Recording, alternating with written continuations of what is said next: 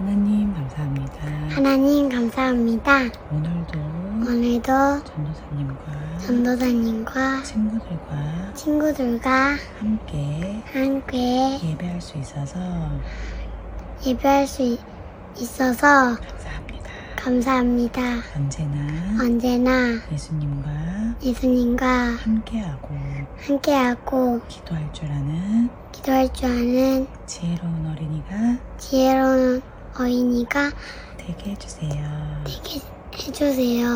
예배드리는 이 시간이 기쁨으로 넘치게 해주세요.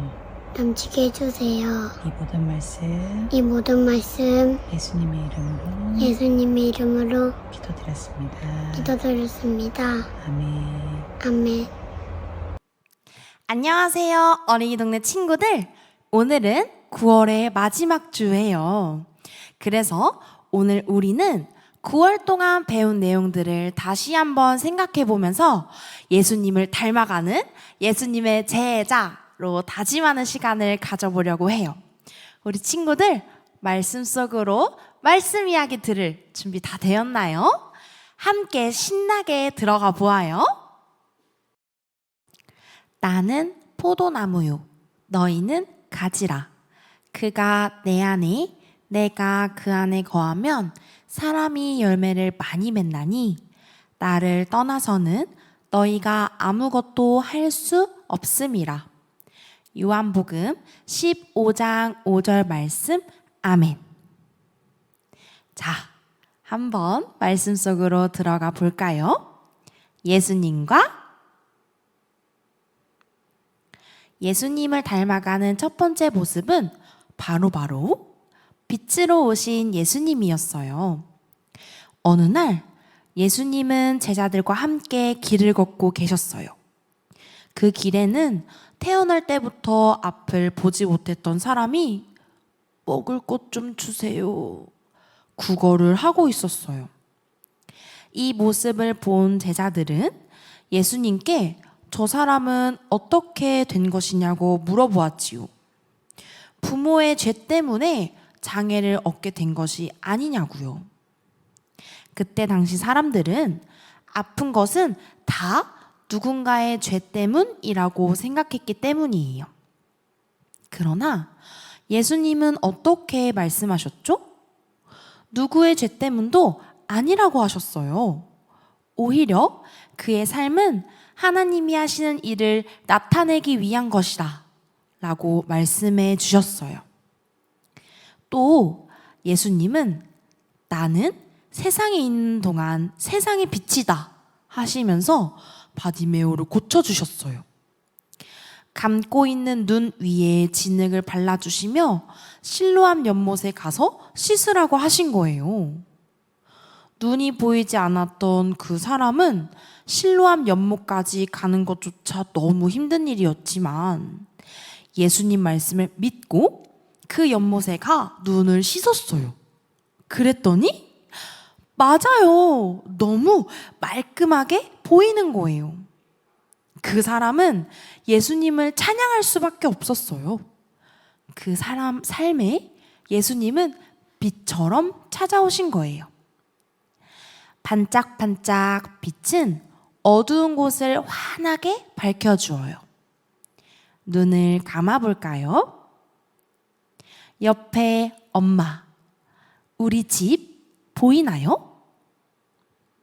아무것도 보이지 않지요? 다시 눈을 떠볼게요.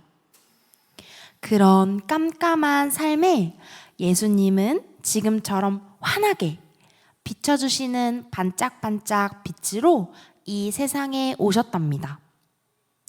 우리는 태어날 때부터 보지 못했던 그 사람을 다시 보게 해주신 예수님을 통해 우리도 나의 삶에, 나의 친구들의 삶에, 가족들의 삶에 빛을 비추는 예수님의 제자로 살기로 다짐했답니다. 예수님이 보여주신 두 번째 모습은 바로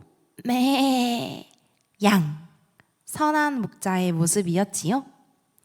예수님이 말씀을 전하실 때에는 많은 사람들이 모였어요. 그곳에는 세리와 죄인들도 함께였죠. 그들을 싫어하는 제자들을 보며 예수님은 양의 이야기를 해주신 거예요. 한 목자에게는 100마리의 양이 있었는데 딱 한 마리만을 잃어버리게 된 거예요. 많은 100마리의 양 중에 한 마리 정도는 없어져도 괜찮지 않을까요? 그렇지만 그 목자는 그렇게 생각하지 않았어요. 목자는 잃은 양을 찾아내기까지 양을 찾으러 다녔어요. 날이 어둑어둑해져도 비가 내려도 포기하지 않고 말이에요. 그리고 드디어 목자는 양을 찾았어요. 그 기쁨에 마을 잔치를 열어서 많은 사람을 초대했대요. 함께 기뻐하자고요. 친구들, 이 선한 목자는 바로 누구지요? 맞아요. 바로 예수님이죠? 그럼 양은요? 맞아요. 바로 우리예요. 그 잃어버린 양 한 마리가 사람들에게 다 손가락질 받는 양이어도 에이, 그 양 한 마리는 밥도 많이 먹고 장난도 너무 많이 쳐서 우리한테 도움이 하나도 안 돼. 오히려 잘 됐어. 이런 소리를 들어도 예수님은 그 양을 찾아내기까지 포기하지 않으시고 이렇게 말씀하세요. 아니, 그 양 한 마리를 위해 내가 있어. 그 양을 위해 내가 이 땅에 온 거야. 그 양을 찾아 잔치를 여는 예수님의 모습을 닮아가야겠지요? 내가 스스로 그런 못난 양처럼 보일 때 하나님의 사랑으로 스스로를 안아줄 수 있는 멋진 사람. 내 친구가 그렇게 못난 양처럼 느껴질 때 예수님처럼 그 양을 찾아 나설 수 있는 멋진 제자가 되기를 다짐해요. 세 번째로 닮아가는 예수님의 모습은 바로 죽은 나사로가 살아났다네 이야기였어요. 큰 병에 걸려 시름시름 앓게 된 나사로의 모습을 보고 가족인 마리아와 마르다는 예수님이 빨리 찾아와 주셔서 나사로를 살려주길 원했어요. 그래서 저 멀리 있던 예수님께 사람을 보내 나사로가 아프다는 소식을 전했지요. 그런데 그 소식을 들은 예수님은 빨리 나사로에게 가야겠구나 이렇게 말씀하셨을까요? 아니었죠? 오히려 더 그곳에 머무셨대요. 이 병은 죽을 병이 아니라고 하시면서 이것이 하나님의 영광을 위한 것이며 하나님의 아들이 이로 말미암아 영광을 받게 하려 함이라 말씀하셨어요. 결국 예수님이 나사로 집에 도착했을 때는 나사로가 죽어 무덤에 갇힌 상황이었어요. 너무 늦게 오신 예수님을 보며 마르다는 엉엉 울었어요. 왜 이렇게 늦게 오셨어요? 조금만 더 일찍 오셨더라면 예수님의 능력으로 나사로 오빠는 죽지 않았을 텐데요. 그러나 예수님은 그렇게 울고 있는 마르다에게 내가 나를 믿느냐? 물어보셨어요. 마르다는 속상하고 눈물이 났지만 예수님을 너무 사랑하고 믿기에 그렇다 대답했지요. 그 대답을 들은 예수님은 소리치셨어요. 나사로야, 나오너라. 뚜벅, 뚜벅, 뚜벅. 나사로는 무덤에서 걸어 나왔어요. 이 부활의 모습을 본 많은 사람들은 하나님께 영광을 돌리며 하나님의 능력을 더욱 믿게 되었대요. 나사로의 이야기를 통해 우리는 예수님이 생명의 주인이심을 알게 되었어요. 우리는 이 세상에서 코로 숨 쉬면서 살아요. 그런데 예수님을 믿게 되면 또 다른 생명을 주신대요. 바로 마음의 생명이에요.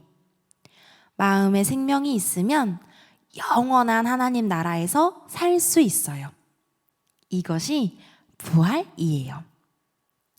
마음에 생명이 있다면 어떤 상황에도, 나를 죽이는 것만 같은 무서운 상황에서도 예수님이 주시는 부활로 짜잔 하고 살아날 수 있답니다. 예수님을 닮아 부활하며 살아갈 친구들을 축복해요. 마지막으로 예수님은 포도나무 이야기로 예수님의 모습을 말씀해 주셨어요. 농부 아저씨는 포도나무를 키우고 있었어요. 열심히 물도 주고 가지도 잘 정리해 주고 햇빛도 잘 받으며 클 수 있도록 열심히 돌보아 주었지요.